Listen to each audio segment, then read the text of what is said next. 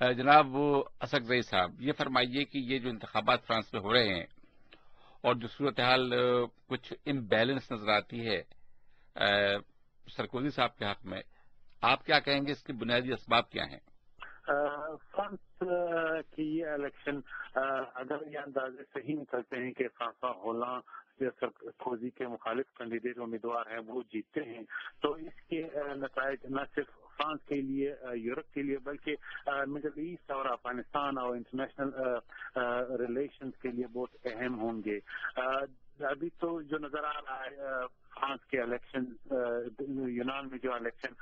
ہو رہے ہیں اور برطانیہ میں جو لوکل الیکشن ہوئے ہیں، اس سے اندازہ یہ لگ رہا ہے کہ یورپ کے عوام جو یورپین ایلیٹ نے جو فائنینشیل آسٹیرٹی کے لیے میجرز اٹھائے ہیں اس کے خلاف غم و غصہ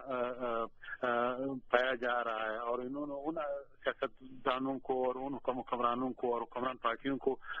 سزا دینے کے لیے ووٹ ڈالے ہیں جو ابھی تک وہ پالیسیاں اختیار نہیں کر پا رہے جو گروتھ کے لیے، بے روزگاری کو ختم کرنے کے لیے اور معاشی مسائل کو ختم کرنے کے لیے کرنی چاہیے تھی۔ تو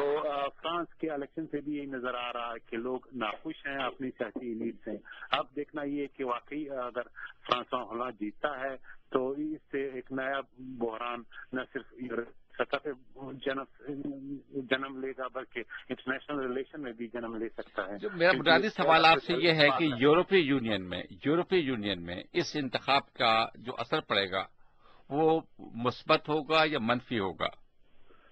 میرے خیال میں منفی اس حوالے سے ہوگا کہ فرانس اور جرمنی کے جو تعلقات ہیں اس کو نئے سطح پر اس کی جانچ لینی پڑے گی۔ ابھی تک تو فرانس نے ایک سیاسی لیڈرشپ یورپ کو پرووائڈ کرتا آ رہا ہے، جبکہ جرمنی معاشی لیڈرشپ پرووائڈ کرتا رہا ہے۔ جو معاشی فیصلے ہوئے ہیں اس میں جرمنی کا سے زیادہ ہے، اور یہ اس طرح ان دونوں ممالک کے اتحاد سے جو یورپ کے کامن جو سوشل پولیٹیکل مسائل ہیں وہ حل ہوتے رہے ہیں۔ لیکن اب اگر یہ کنسنسس ٹوٹتا ہے جو نظر آئے گا، کیونکہ فرانسوا ہولانڈ ایک سوشلسٹ مفکورے کا آدمی ہے اور وہ چاہتا ہے کہ جو آسٹیرٹی میجرز ہیں اس کی بجائے اسپینڈنگ کی جائے، گروتھ کو پروموٹ کیا جائے اور جو سرمایہ دار ہیں رچ ہیں ان پہ ٹیکس لگایا جائے۔ تو اس طرح جو یورپین ایلیٹ ہے وہ پہلی دفعہ اس میں جو کنسنسس ہے وہ ختم ہو جائے گا، اور یورپ کے جو نئے ایلیٹ ہیں ان کو سوچنا ہوگا کہ کس طرح فرانس کے جو پریزیڈنٹ شاید آ جائیں ان کو اپنے ساتھ لینے میں بہت دشواری ہوگی، اور جو یورپین اب دیکھنا یہ ہے کہ مارکیٹ کس طرح ریئیکٹ کرتی ہیں۔ اگر واقعی فرانس جو ہے وہ جو کنسنسس ہے اس سے اس کو جاتا ہے تو اسٹاک ایکسچینج، جو ریٹنگ ایجنسیز ہیں، پرائیویٹ انویسٹرز ہیں، وہ نہ صرف یہ کہ فرانس کو سزا دے سکتی ہیں بلکہ پوری یورپ کو سزا دے سکتی ہیں، کیونکہ ابھی تک جو میجر اٹھائے ہیں ان کو ہم اس کا اندازہ صرف یہ لگا سکتے ہیں کہ انہوں نے مریض کو موت سے بچانے کی کوشش ہے۔ اب اس کی ریکوری کے لیے اور جو کوششیں ہیں وہ ابھی تک سامنے نہیں آ رہی۔ یہ بتائیے اسد صاحب کہ جو یونان میں انتخابات ہو رہے ہیں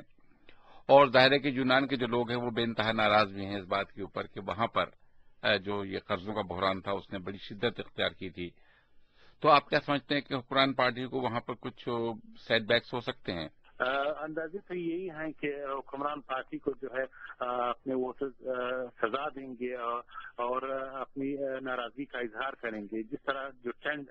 چلا آ رہا ہے۔ اسی طرح برطانیہ میں بھی ہم نے دیکھا کہ لوکل باڈیز میں جو حکمران جماعتیں ہیں ان کو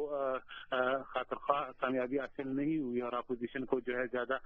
کاؤنسل میں کامیابی ہوئی ہے۔ تو اس سے لگتا یوں ہے کہ لوگ معاشی پالیسی کے جو پولیٹیکل ایلیٹ ہیں ان سے ناراض ہیں، اور یہ ٹرینڈ شاید ابھی ہمیں اٹلی میں بھی ملے گا جہاں پہ لوکل باڈیز الیکشن ہونے جا رہے ہیں۔ تو مجموعی طور پر ہم کہہ سکتے ہیں کہ یورپین ایلیٹ کے ساتھ اب یہاں کے عوام شاید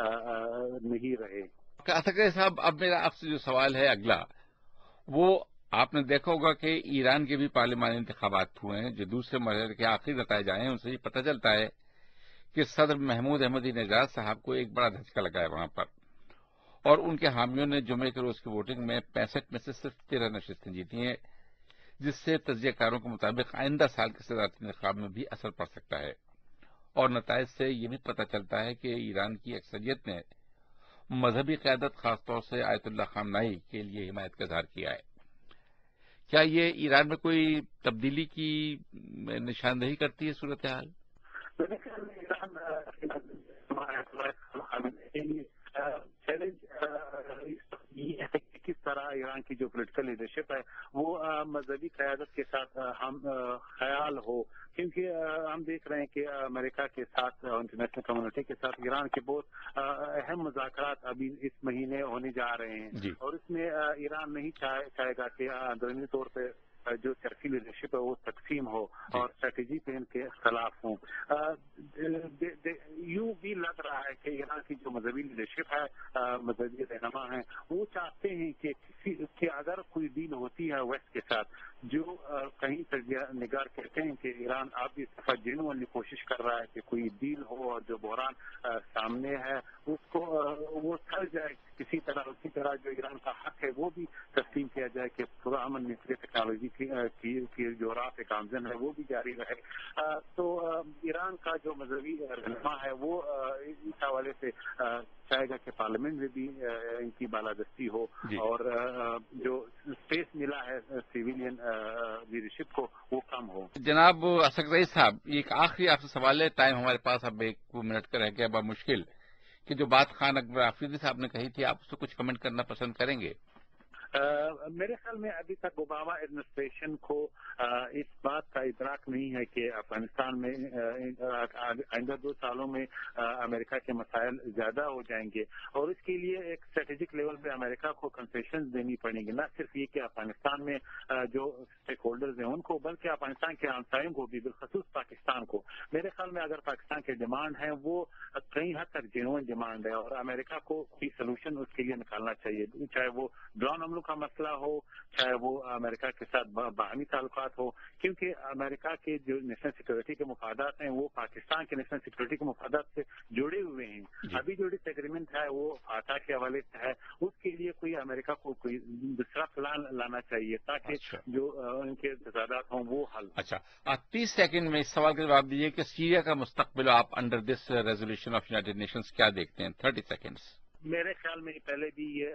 ریجنل ممالک چاہتے تھے کہ کوئی رجیم چینج ہو، لیکن ابھی تک لگتا یوں ہے کیونکہ اوباما ایڈمنسٹریشن کا الیکشن، فرانس میں الیکشن کی وجہ سے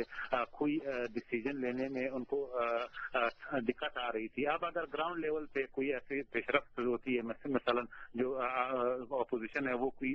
جگہ قبضہ کرتے ہیں یا رشیا سپورٹ چینج ہو جاتا ہے، تو میرے خیال میں پھر ہم بہت قریب ہو جائیں گے رجیم چینج کے لیے جو کنسنسس ریکوائرمنٹ ہے.